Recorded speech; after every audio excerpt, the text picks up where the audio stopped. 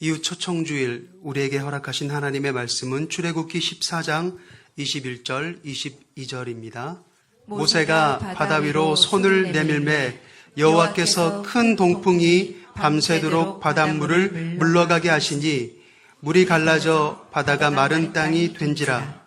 이스라엘 자손이 바다 가운데를 육지로 걸어가고 물은 그들의 좌우에 벽이 되니. 아멘. 우리 소망지기들의 고백 함께 나누겠습니다. 우리는 오늘도 영과 진리로 예배합니다. 선포된 말씀은 믿음으로 해석하고 아멘으로 화답합니다. 말씀이 삶이 되도록 결단하고 성도와 사랑으로 교제합니다. 하나님께 영광의 박수 올려드리겠습니다. 오늘 설교 제목은 세상에서 가장 큰 아쿠아리움입니다. 사실 오늘 컨셉은요, 설교는 아니었어요. 그냥 재밌는 이야기를 함께 나눈다, 그런 컨셉이었거든요. 가장 이상한 소풍 이야기를 나누려고 합니다. 제가 가장 이상한 소풍이라고 이렇게 이야기한 이유가 있어요. 그게 뭐냐면 쫓기던 상황이 뒤집혀서 소풍이 되었기 때문에 가장 이상한 소풍이라고 제가 말씀을 드립니다. 뭔가 사연이 있겠죠, 그렇죠? 자, 오늘 본문의 배경에는 이러한 사연이 있습니다. 이스라엘 백성들이 이집트, 성경의 애굽이라고 나오는 그 나라에서 무려 노예 생활을 몇 년 동안 했을까요? 400년간 노예 생활을 했습니다. 너무너무 힘들었겠죠. 우리나라도 일제 치하의 치욕의 어떤 시간들이 있잖아요. 지금도 우리가 그때를 드라마라든가 어떤 자료들로 보면 참 내가 겪지 않았어도 마음이 답답하고 얼마나 힘들었을까 하는 생각을 하는데, 400년 동안 애굽의 종살이로 살았다, 노역살이를 했다. 정말 힘들었을 거예요. 하나님께서는 이들의 신음소리를 들으시고 모세라고 하는 사람을 보내서 그들을 끌어내옵니다. 그것이 바로 유명한 출애굽 사건이죠. 얼마나 기뻤을까요? 그냥 나간 게 아니라 하나님께서 애굽 사람들을 통해 그들에게 금가락지며 또 귀한 것들을 가지고 나올 수 있게 했어요. 사람들이 춤을 추고 노래를 하고 난생 처음으로 자유를 향한 어떤 첫 발걸음을 시작한 거예요. 그런데 그 기쁨도 잠시, 조금만 앞에 가니까 무엇이 이들을 가로막고 있을까요? 홍해라고 하는 큰 바다가 이들 앞을 가로막고 있는 겁니다. 앞으로 나아갈 수 있어요, 없어요?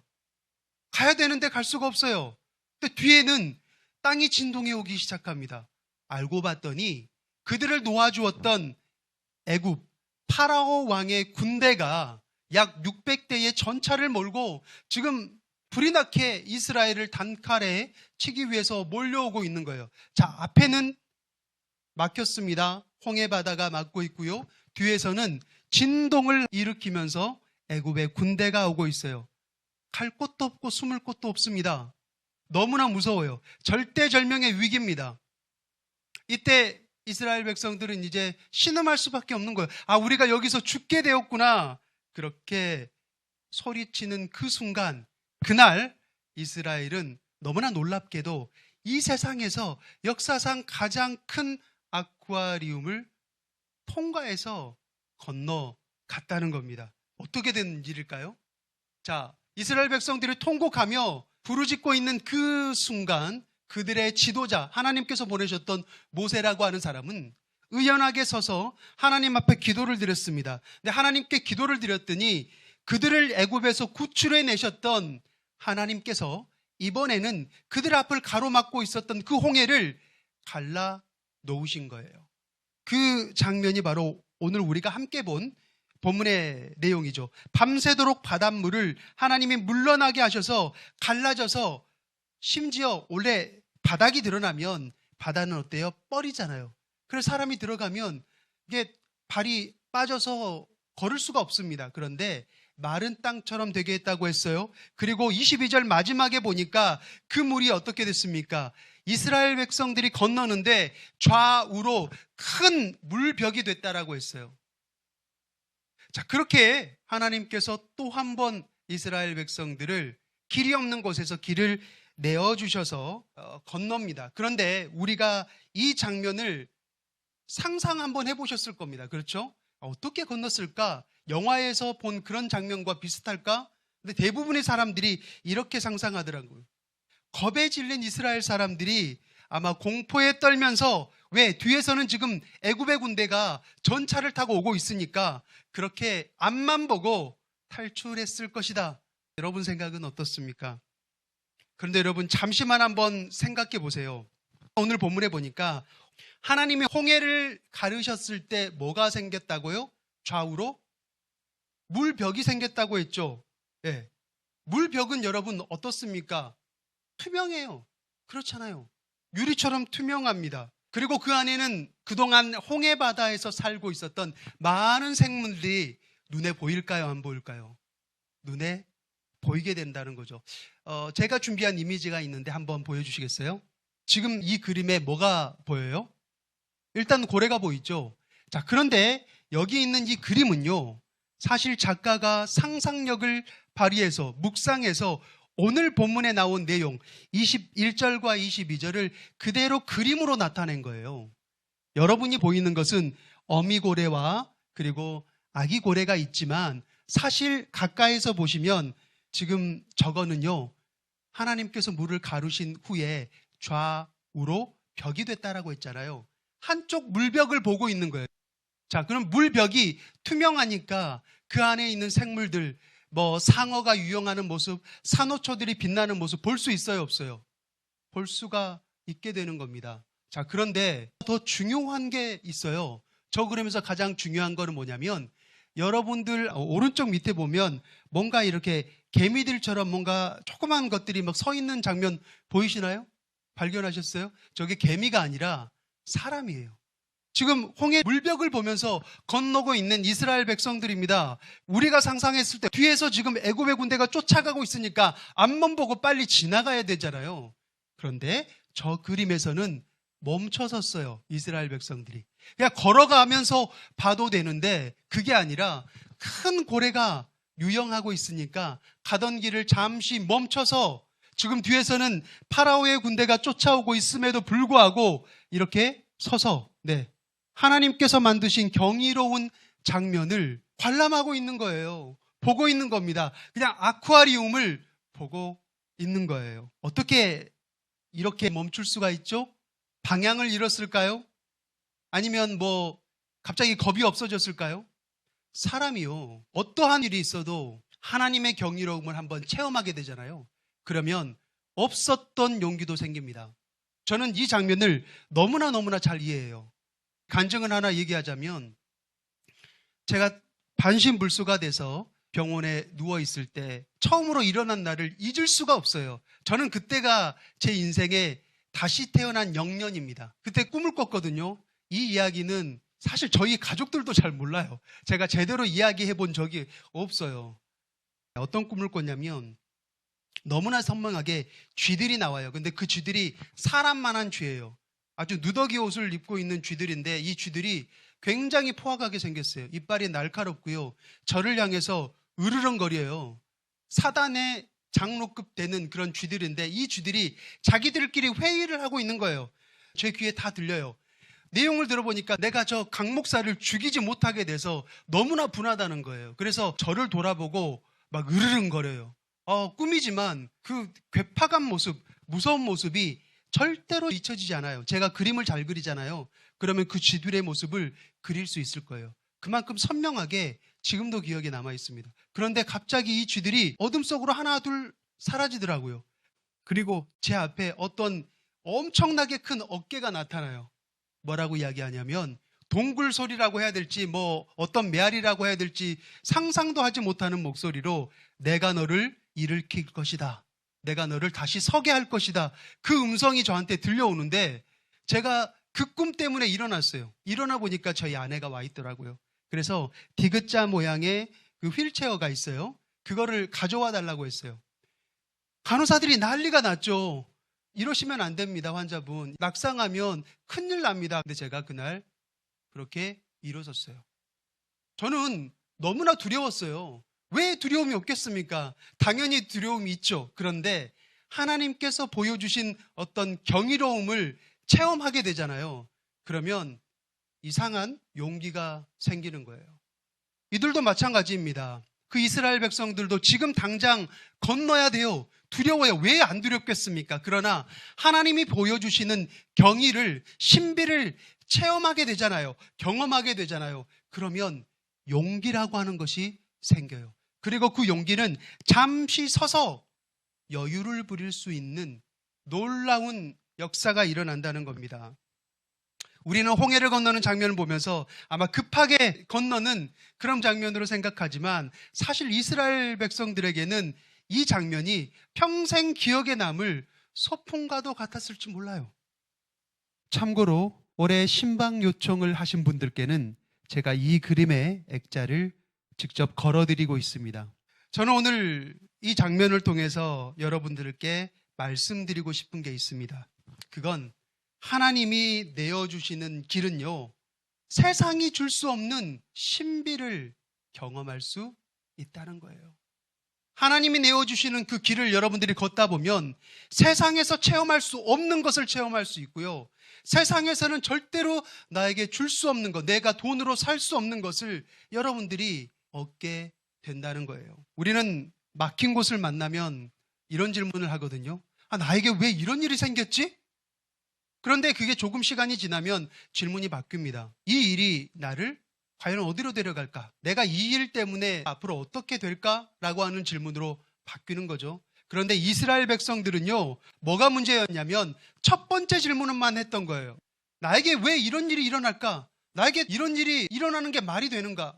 그래서 모세에게 불평했습니다. 당신이 괜히 우리를 이곳으로 데려와서 우리가 죽게 되었다. 애굽에 무덤이 모자라서 우리를 여기로 데려왔느냐 말이죠. 여러분, 하나님께서 그들에게 자유를 주셨을 때 기뻐 뛰며 춤출 때는 언제고 이제 길이 막혔다고 하나님과 모세를 원망하는 거예요. 그런데 모세는 그들에게 이렇게 말을 합니다.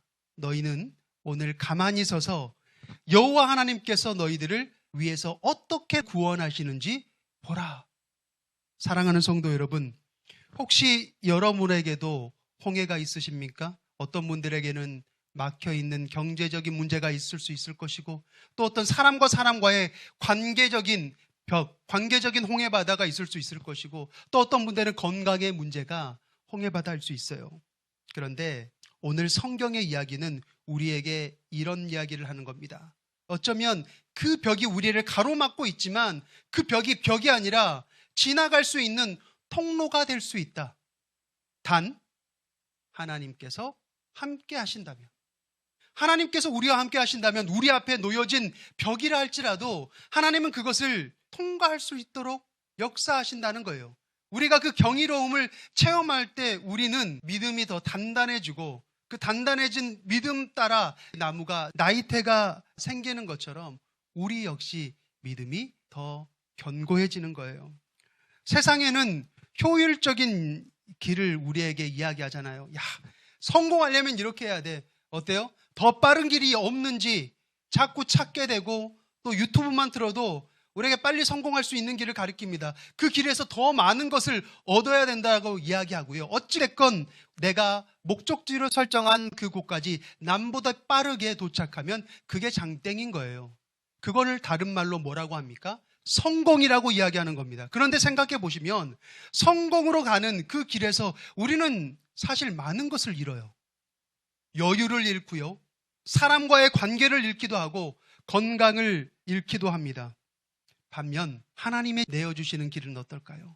하나님이 내어주시는 길은 어쩌면 우회할 수도 있고 조금 느릴 수도 있어요. 그런데 그 길에는 감히 세상은 설계할 수 없는 하나님만이 주실 수 있는 놀라움과 경의가 있다는 겁니다.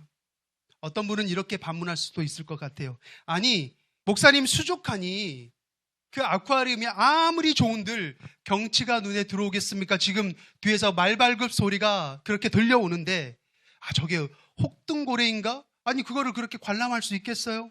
네, 물론 그럴 수 있죠. 대부분의 사람들이 고래를 못 보고 지나갈 수도 있습니다. 그러나 저는 이렇게 생각합니다.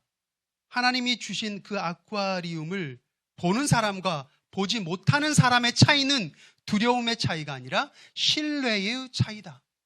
자, 두 사람이 걸어요. 한 사람은 발밑을 보고 걷습니다.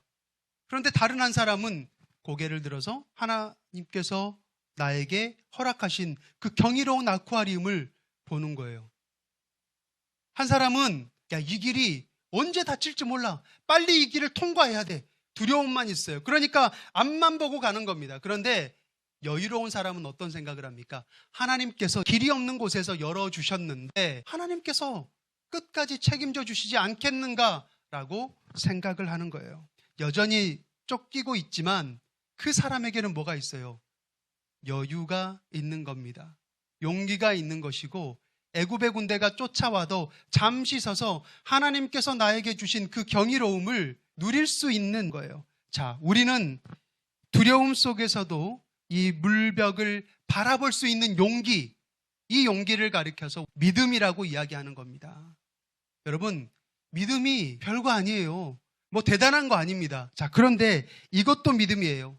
나 혼자서 무서워서 옆을 바라볼 용기도 없고 그런 여유도 없어.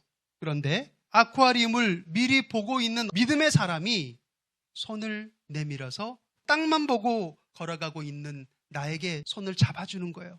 그리고 우리가 함께 같이 가자라고 이야기한다면 못 이기는 척이라도 어떻습니까? 함께 옆을 바라볼 수 있는 그런 용기가 생긴다는 거예요.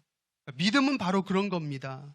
나는 용기가 부족하지만 먼저 하나님을 만난 믿음의 공동체가 손을 잡아줬을 때 용기를 내어보는 것. 오늘 우리가 여러분에게 일어나 함께 가자라고 말하는 이유가 바로 여기에 있습니다. 아직 땅만 보고 있는 분에게 손을 내미는 겁니다. 여러분, 손을 내밀어야 돼요. 여러분의 VIP 그냥 교회 와 내가 주소 줬지 절대로 못 옵니다. 손을 내밀어야 그들이 그 손을 잡고 올 수 있는 거예요. 우리가 흔히 생각하는 행복의 주소가 있죠. 대개 우리가 생각하는 행복의 주소는 어떤 겁니까? 문제가 없는 것, 나를 쫓기는 삶이 없이 편안할 수 있는 곳. 오늘 성경에 빗대어 얘기하자면 파라오의 군대가 없는 곳. 그래서 우리는 끊임없이 그 길을 찾기 위해서 계속해서 이동합니다. 더 좋은 직장에 옮기려 하고 더 편안한 환경으로, 더 안전한 관계로 움직이려고 하는 거예요. 그러나 여러분 어떻습니까? 우리가 세상을 살아보니까 인생이 알려주는 불편한 진실이라고 하는 게 있죠. 살아보니까 어때요? 파라오의 군대가 없는 곳이 없어요. 어디를 가나 있습니다. 이름만 바뀔 뿐이지 우리를 쫓는 위험은 언제 어디서나 있는 거예요. 그런데 하나님이 길을 열어주시는 인생은요, 전혀 다른 방향을 가게 된다는 겁니다. 이스라엘 백성이 행복했던 것은 파라오의 군대가 사라져서가 아니에요.